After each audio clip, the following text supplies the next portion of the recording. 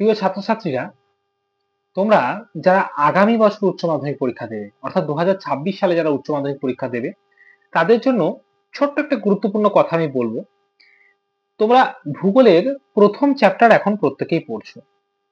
তো প্রত্যেকটা বিষয় একদম নিখুঁতভাবে পড়বে, এটা সম্পর্কে কোনো সন্দেহের অবকাশ নেই। কিন্তু তোমরা হিমবাহের ক্ষয়কার্যের ফলে সৃষ্ট ভূমিরূপ, তার চিত্র এবং উদাহরণ সহযোগে লেখো, এই যে কোশ্চেনটা, এই কোশ্চেনটা কিন্তু 2025 সালে মাধ্যমিকে মান 5-এ এসেছে।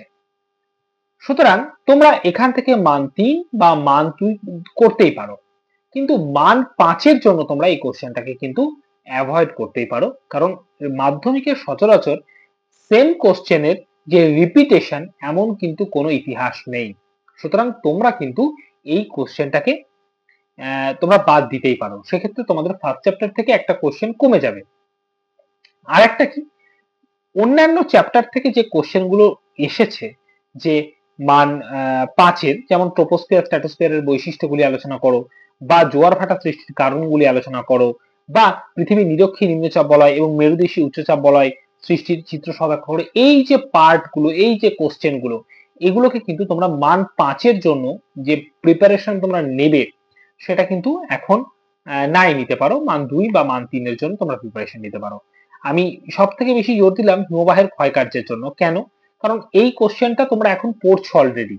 সুতরাং এটা মান 5-এর জন্য প্রচুর সুন্দর করে রেডি করে তোমাদের সময়টাকে কিন্তু নষ্ট করার কোনো যুক্তিই নেই। তোমরা অন্যান্য যে সমস্ত কোশ্চেন গুলো রয়েছে সেগুলোকে কিন্তু সুন্দরভাবে রেডি করতে পারো।